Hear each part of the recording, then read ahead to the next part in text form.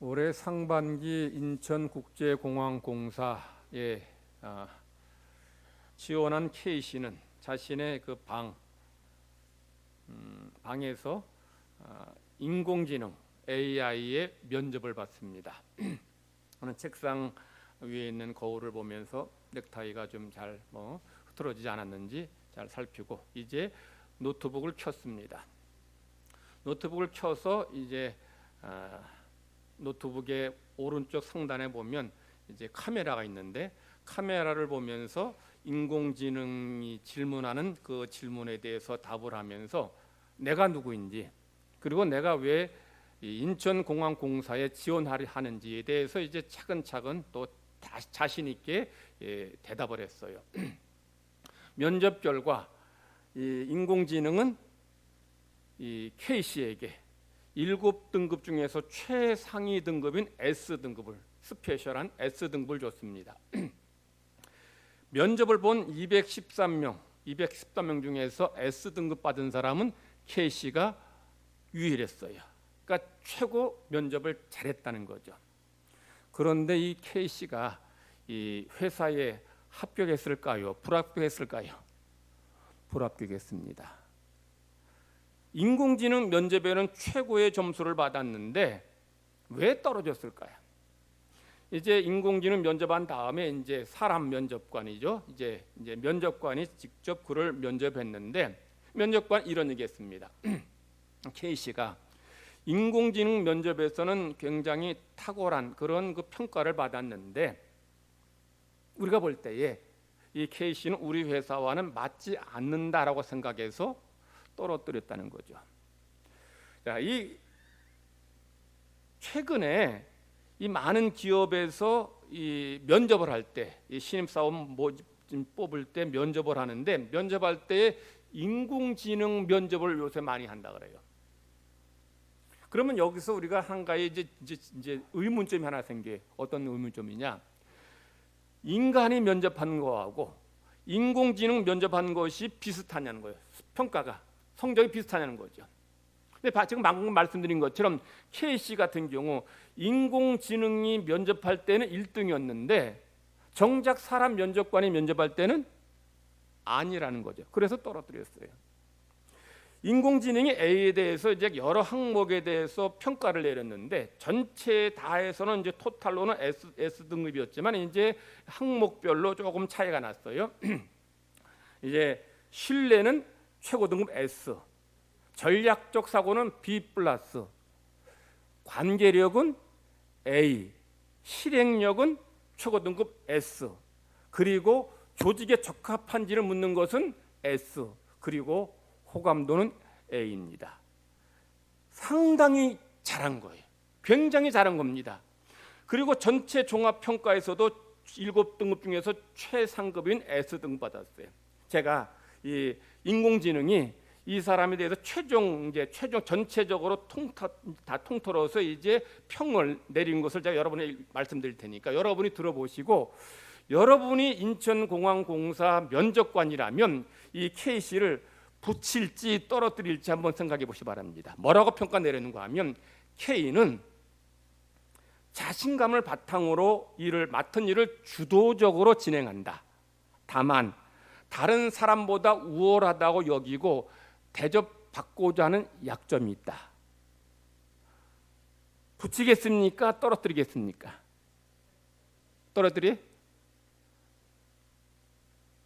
이 인공지능이 이 K씨가 다른 사람보다 좀 우월하다 여기고 좀 대접받고자 하는 그런 약점은 있지만 다른 면들이 워낙 좋으니까 다른 면을 긍정적으로 보고서 이를 최고 등급을 줬는데 정작 면접관들의 생각은 달랐다는 거죠. 자신감, 이 자신감이 인간이 볼 때에는 어떻게 비춰졌는가 하면 겸손함과 인성이 부족하다고 여긴 거죠. 당당했고 자신감이 있었고 실력이 있었는데 정작 이런 사람이 우리 회사에 들어왔을 때에 이 조직 속에서 잘 적응하고 잘 어울리고서 잘 일할 수 있겠느냐? 그렇게 보지 않았다는 겁니다. 사실 이 자신감하고 이 겸손함, 자신감이 어찌 보면 이제 뭐 자기 자신에 대해 당당한 면일 수 있는데 이것이 자칫 잘못하면 교만해질 수 있고 겸손함이 없는 그런 모습으로 비춰질 수 있다는 거예요. 그런데 이 부분을 인공지능은 보지 못했어요. 그러니까 사람은 그걸 본 거죠. 면접관들은 보면서 똑똑하고 실력 있고 자신감 있고 당당한데, 그런데 이런 당당함과 자신감이 오히려 교만함으로 비춰지고 그 교만함으로 여겨지게 된다는 거죠. 만약에 새로 들어온 신입사원이 자기 잘난 맛에 자기만 똑똑한 줄 알고 자기 대접받고자 한다면 분명 들어와서 회사 내에서 이런 조직 속에서 잘 조화를 이루지 못할 것이다 라고 본 거예요.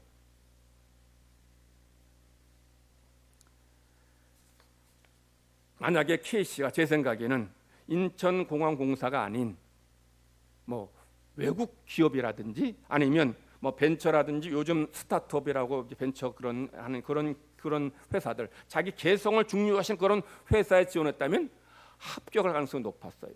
그런데 이 인천공항공사는 제가 볼 때에는 이 조직에 이런 전체 조직을 중요시하고 조직 내 이런 조화를 중요시하는 회사 같아요.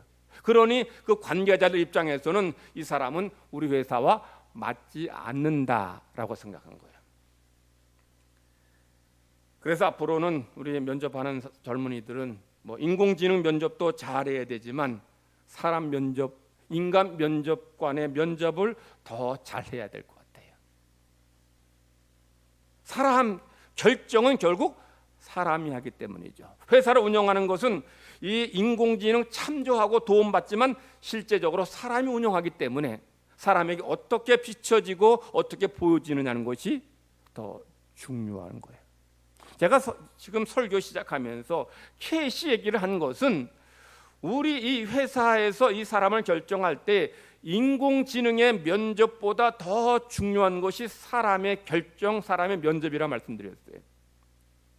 마찬가지로 우리 세상 살아갈 때에 세상에서 일어나는 모든 일들은 사람과의 관계에서보다 하나님과의 관계에서 결정된다는 거예요. 그래서 주님께서 주님의 기도에서 굉장히 중요한 말씀하셨어요. 어떤 말씀하셨느냐? 뜻이 하늘에서 이루어진 것 같이 땅에서도 이루어지이다. 여러분, 이 기도 우리 뭐 그냥 기계적으로 암송하고 이런 뭐 여기에 담긴 깊은 뜻을 잘 우리가 음미하지 못하고 암송할 때가 많이 있는데, 사실 이 세상에서 되어지는 모든 일들, 그것도 더 중요하고 아주 중요한 문제는 다 하늘에서 먼저 이루어져야 돼요. 하늘에서 하나님의 뜻이 먼저 이루어지고 그 다음에 사람의 삶의 자리에서 하나님의 뜻이 이루어지는 거죠.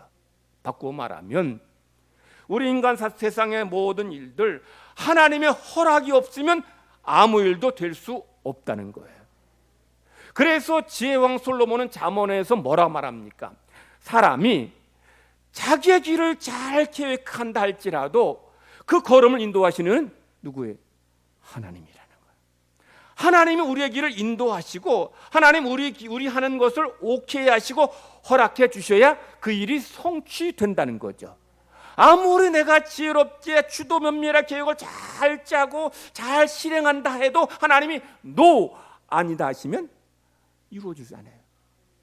공중이 나는 새도 하나님이 허락하시지 않으면 땅에 떨어지지 않는데 인간의 어떤 일, 그것도 중요한 일이 하나님의 허락 없이 되어진 일이 있겠느냐는 거죠. 그러므로 우리는 하나님의 마음을 움직일 수 있어야 되고 하늘 보좌를 움직여야 돼요. 하나님의 마음이 감동되게 해야 돼요. 아니면 내가 계획하는 것이 하나님의 뜻에 맞도록 거기에 초점을 맞춰야 돼요. 근데 우리는 하늘에서 뜻이 이루어져야 되는데 우리는 내 뜻이 이루어지길 바래요. 내 뜻이 아무리 강하고 분명하다 한들 하나님의 뜻이 아니라면 그건 일장춘몽이고 헛된 꿈일 뿐입니다. 그래서 하늘에서 뜻이 이루어진 것 같이 땅에서도 뜻이 이루어지는 줄 믿으시기 바랍니다.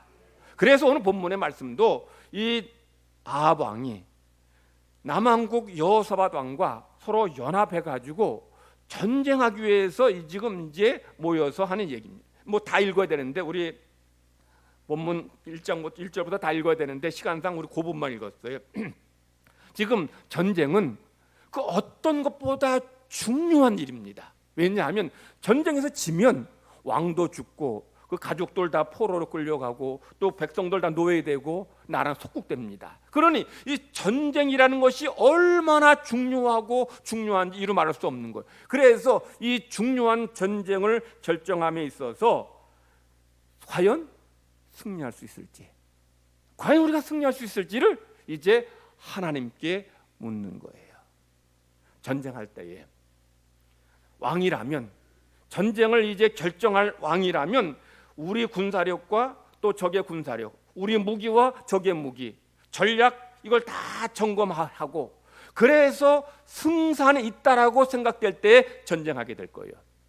그냥 뭐 기분 나쁘다고 화난다고 그냥 전쟁하지 않아요. 그러면 왕만 죽는 게 아니에요. 나라 운명 자체가 완전히 망하게 되고 다 죽습니다. 그러니 이 전쟁을 결정할 때에 왕은 반드시 이런 모든 것들을 잘 점검해요. 그런데 이 모든 것들을 결정하고 점검하기 전에 먼저 묻는 것이 뭐냐?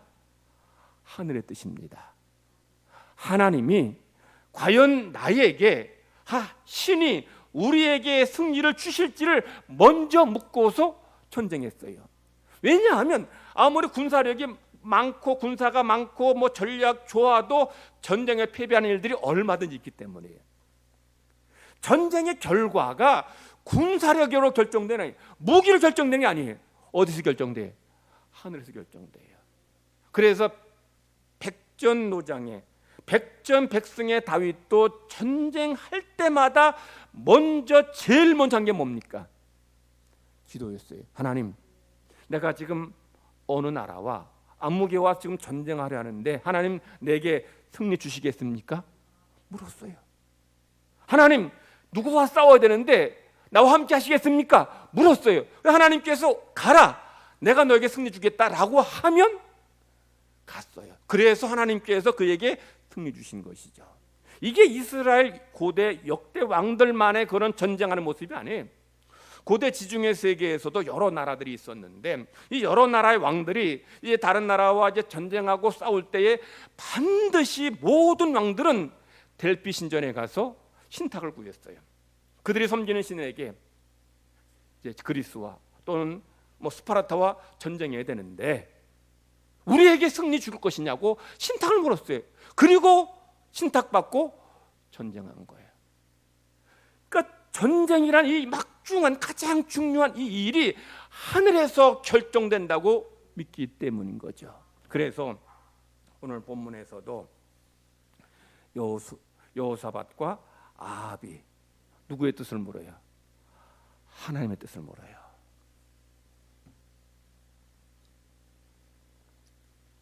정말 중요한 것은 하늘의 뜻을 물어야 되고 하나님께 물어봐야 돼요. 그런데 중요하지 않은 것들은 그냥 우리가 사람의 의견 물어보든지 내 스스로 결정하든지 데이터 보고서 결정해요. 이를테면 여러분이 오늘 점심을 먹는데 여러분 중에서 새벽마다 매일 나오시는 분들, 한 번도 빠짐없이 나와 기도하시고 또 늘 믿음으로 사시는 분들 일할지라도 새벽기도 나오시는 분들, 여러분 오늘 점심 먹을 때 밖에서 외식을 하는데 하나님, 오늘 점심은 뭘 먹으면 잘 먹었다고 소문날까요? 그렇게 기도하고 점심 먹는 사람이 있습니까? 아무도. 저도 여태까지 한 번도 뭐 먹는 거 가지고 하나님 앞에 기도한 적 한 번도 없어요. 그거 중요하지 않은 문제니까. 중요하지 않은 것은 사람에게 물어봐요. 뭐 어디 뭐 내가 뭐 먹고 싶은데 맛있는 거 뭐 알고 있느냐? 아니면 인터넷 쳐봐서 뭐 요거 맛있다고 하면 그 맛집에 가서 먹어요. 정말 중요하지 않은 사소한 것들은 사람에게 물어보든지 아니면 인터넷 참조하든지 데이터 보든지 그렇게 결정해. 그런데 정말 중요한 것은 사람이 묻지 않습니다. 여러분이 지금 중요한 여러분의 생사가 달린 수술을 받을 때에 근데 여러분 어떻게 결정하겠어요? 뭐 이 병원이 뭐 수술 잘하는 병원이라더라. 의사가 좀 뭐 잘 알려진 잘 수술하는 의사라더라. 뭐 이런 것도 참조하겠지만 여러분의 목숨이 달린 그런 수술할 때에는 먼저 만나보고 이 의사가 정말 신뢰감이 있고 믿을만 하다라고 생각될 때에 여러분 몸을 맡길 거예요. 그냥 유명하다라고 해서 다 그 사람에게 가서 하지 않습니다. 만나봤는데, 상담해봤는데 불안해, 믿음이 안 가, 신뢰가 안 가. 그러면 아무도 그런 의사에게 자기 목숨 맡기잖아요. 만나봤는데 정말 친절하게 설명도 해주고 내 마음을 편안하게 해주고 정말 믿을만해. 이럴 때에 그 사람에게 내 목숨을 맡길 수 있는 수술을 받는 거예요. 우리 목숨과 관련된 이런 일을 결정한 데에도 이렇게 중요하게 결정한다면 이 나라 전쟁, 이 백성들의 모든 생사가 달린 이 전쟁할 때에 하나님께 묻는 것은 너무나 당연하고, 그래서 많은 왕들이 신을 찾아서 신탁을 구한 겁니다. 그래서 오늘 본문에 아합 왕과 여호사밧 왕도 이제 시리아 아람과 싸울 때에 선지자들에게 물은 거예요. 자, 그래서 아합이 자기에게 월급 받고 있는 어용 선지자 400명을 불러놓고 내가 이 여호사밧 왕과 함께 전쟁하려 가랴, 아람과 싸우려 가랴 말랴, 이기겠느냐 지겠느냐 물은 거예요. 그랬더니 이 400명의 선지자들이 하나같이 이구동성으로 승리는 왕의 것입니다, 가시면 승리합니다, 다 같이 승리를 이어냈어요. 그런데 제가 말씀드렸죠, 이 예언자들이 어떤 예언자들이에요? 왕의 월급 받고 일하는 선지자들이에요. 이런 선지자들이라면 당연히 왕의 마음에, 왕의 귀에 듣기 좋은 그런 예언만 할 겁니다. 왕이 듣기 싫은 예언하면 당장 잘릴 것이고 먹고 살기 힘들 거예요. 얼마 전에 국감에서 여가부 장관에게 이 야당 의원들이 이제 부산 서울 시장 선거에 대해서 물을 때에 여가부 장관이 뭐라고 대답했는지 여러분 잘 기억하시죠? 800억 원 넘게 이 선거를 하지만 부산과 서울시장 선거하지만 그 선거로 인해서 우리 대한민국 국민들의 성인지 감수성에 대해 집단 학습을 했다. 이것 통해 우리가 많은 거 배웠다는 거예요. 성인지가 얼마나 중요한지에 대해서 배웠다, 이렇게 대답했어요. 그래서 이 당시 거기 있던 의원들도 그냥 화를 내고 분개하고, 그리고 국민들도 뒤집어졌어요. 그리고 피해자인 당사자도 더 크게 분노했습니다. 다른 장관도 아니고 여성가족부 장관은 여성의 인권 신장을 위해서 더 누구보다 노력해야 될 사람이에요. 그런데 그런 장관이 이렇게 여성의 인권에 대해서 정말 옹호하고 보호하는 발언하는 게 아니라 이런 발언했다는 이유가 왜 그래? 그를 임명한 대통령의 뜻을 거스를 수 없기 때문이죠. 마찬가지예요. 지금 왕으로부터 월급 받고 있는 이 선지자들이 왕의 귀에 듣기 쉬운, 가시면 분명히 전쟁에서 피할 것입니다, 이런 말 알아도 하지 않는 거예요. 그러니 여호사밧 왕은 이런 어용 선지자 말고 정말 제대로 된 선지자 불러오셔, 제대로 선지자 얘기 듣고 나갑시다 하고 불러왔어요. 그랬더니 미가야가 와서 하늘회의, 천상회의에서 일어난 것을 이제 보고합니다. 우리 5절 말씀, 우리 거기 보면 거기서 이렇게 말합니다.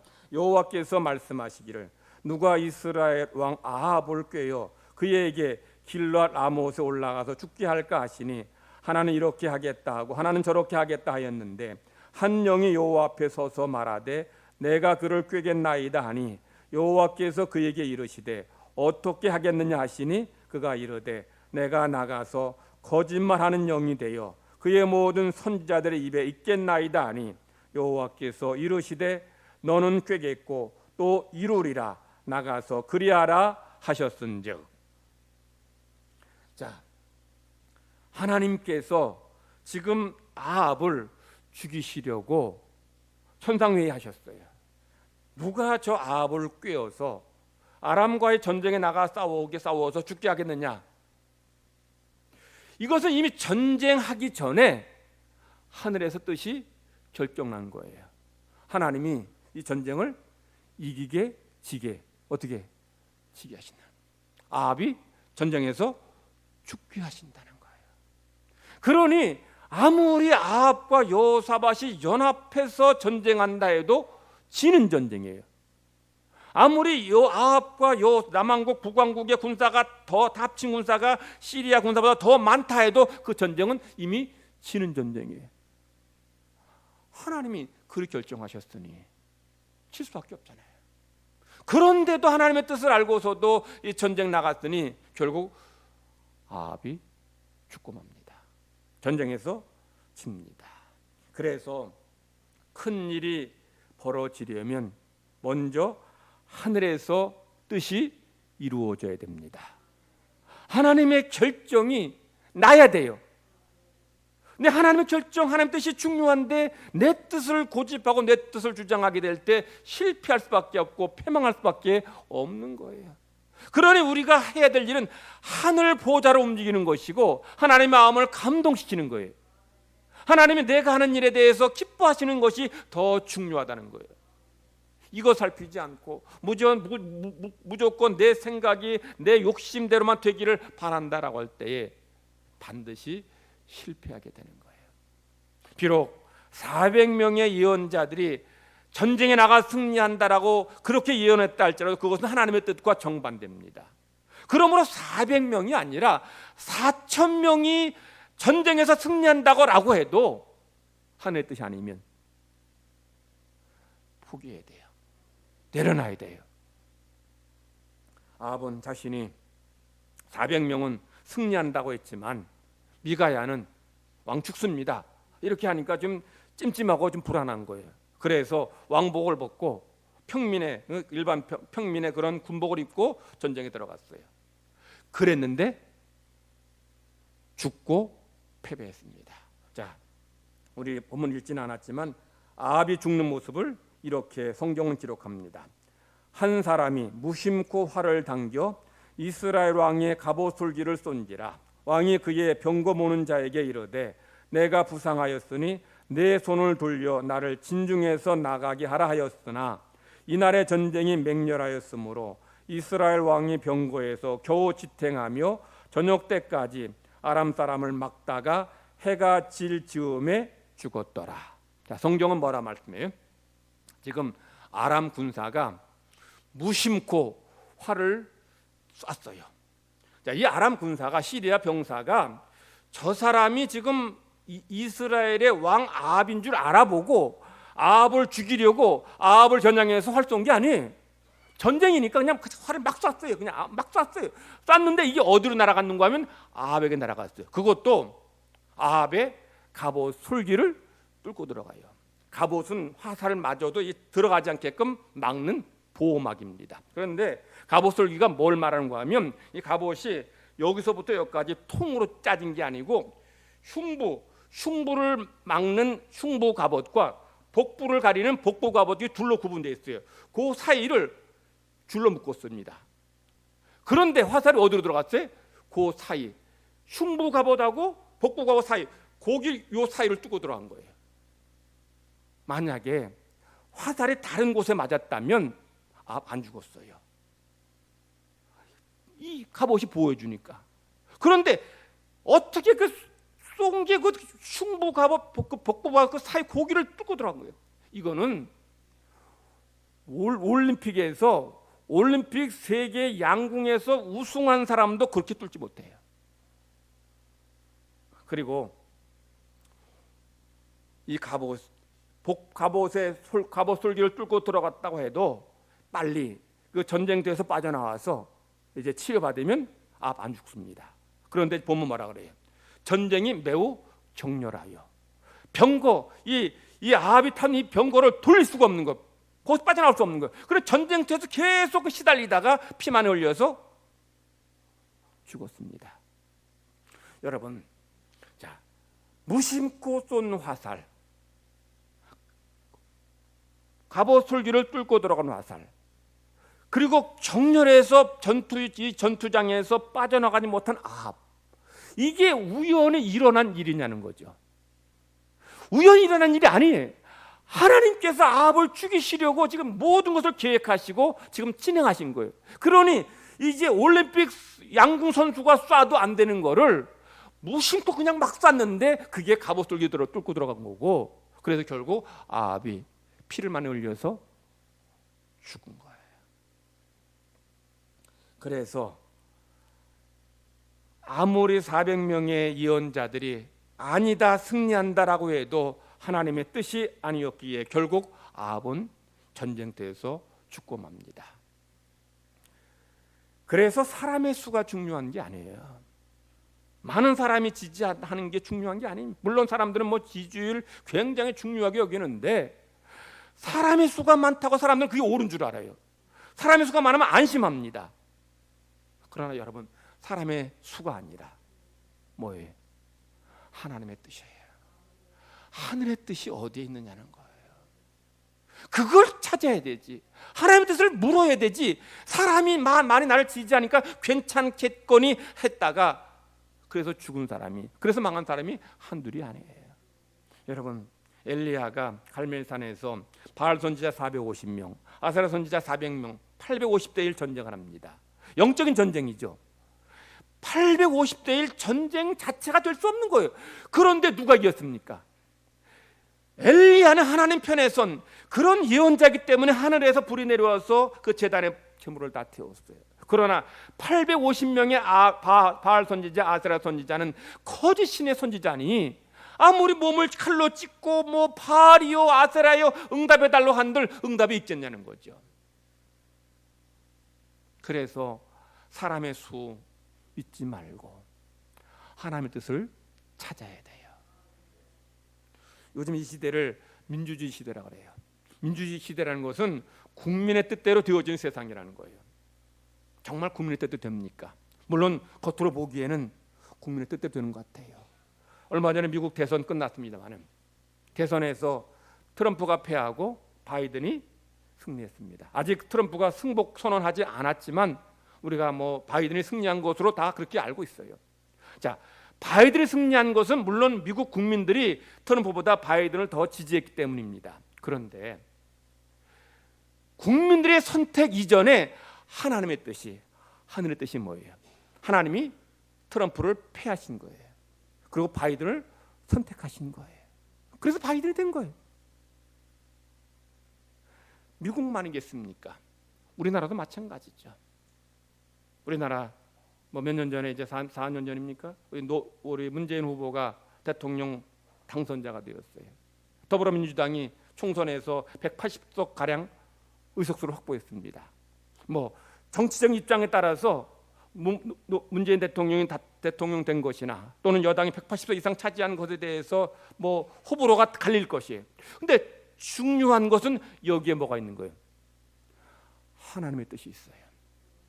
자, 하나님이 문재인 후보를 대통령으로 세우시고 또 여당에 180석 이상을 준 것은 대통령과 여당이 겸손하게 국민을 바라보고 국민을 섬기고 여야가 서로 협력해서 정치하라, 그러라고 주신 하나님의 뜻이에요. 180석 얻었다고 해서 교만해서 내 마음대로 다 해도 된다는 얘기 아닙니다. 하나님이 이런 권력을 주셨고 이런 의석수 주셨으니 이제 좌로나 우로나 치우치지 말고 국민 바라보고 겸손히 정치하라는 거예요. 이게 하나님의 뜻이에요. 야당에게는 대안 없이 싸움만 하지 말고 국민을 바라보고 정치하라는, 국민을 바라보고 국민이 하는 것이 뭔지를 바라보고 정치하라는 거예요. 그거 못하니까 결국 이런 패비 경험을, 이 모든 일 속에 이게 무슨 단지 국민의 선택만이냐는 거죠. 실질적으로는 표 많이 차이 안 났어요. 그런데 하나님의 뜻이 여기에 있으니까 이걸 바로 깨닫고서 정치인들이 바로 정치하고 국민들이 바로 우리가 살아갈 때에 하나님의 은혜가 우리 나라, 우리 삶의 자리에 임하게 되는 거예요. 과거의 이스라엘 왕정 시대에나 오늘날의 정치, 오늘날의 모든 일들은 다 하늘에서 뜻이 이루어졌습니다. 하나님이 세우셔서 왕이 되고 하나님이 함께 하셔서 전쟁에 승리합니다. 하나님이 왕을 세우시지만 그 왕이 하나님 보시기에 합당하지 않으면 하나님 그 왕을 폐하십니다. 사울이 왕이 될 때에는 왕이 되기 전에는 겸손했어요. 체격도 좋고 얼굴 잘생기고 아주 뛰어났지만 겸손했으니 하나님이 그 겸손함 보시고서 사울을 왕으로 삼아주셨어요. 그런데 사울이 왕이 된 다음에 전쟁에서 몇 번 승리하니까 교만해졌습니다. 자기 마음대로 제사도 드리고 하나님 말씀도 순종하지 않고 자기 멋대로요. 그래 하나님은 그를 패하신 거예요. 세우신 분이 하나님이시라면 패하실 수 있는 분도 하나님이십니다. 이걸 알아야 돼요. 그런데 대통령이 되었든 회사의 오너가 되었든 우리 모든 사람 평범한 우리 시민이 되었든 우리는 어떤 일이 잘 될 때에 내가 잘해서 내가 훌륭해서 이 결과 이런 좋은 결과 나온 줄 알아요. 아닙니다. 하나님께서 우리에게 은혜 베풀어 주실 때에 우리는 이런 결과를 얻게 된 것이지 내가 잘했던 게 결코 아님을 기억해야 돼요. 뜻이 하늘에서 이루어진 것 같이 땅에서도 이루어지이다. 이 말씀의 의미가 무엇인지 우리는 바로 잘 깨닫고 순종하는 삶을 살아야 돼요. 제가 서론에서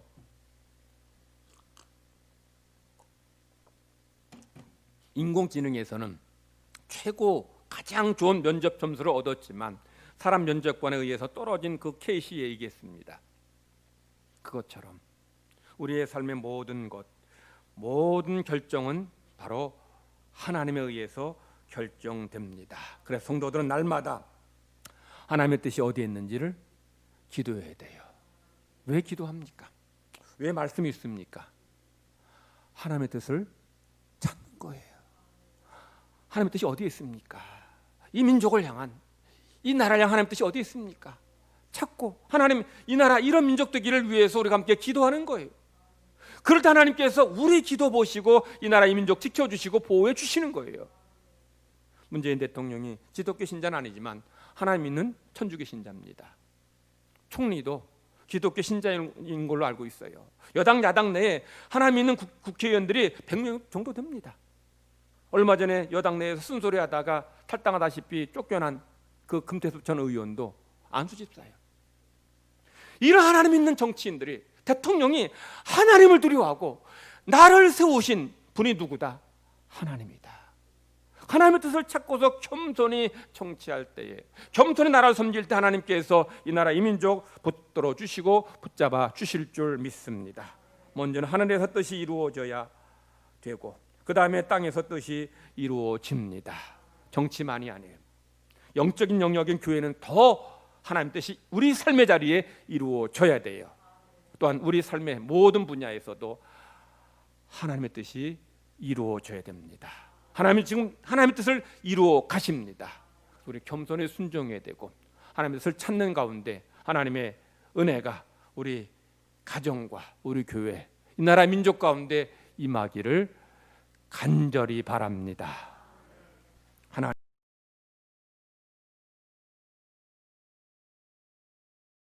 하나님입니다.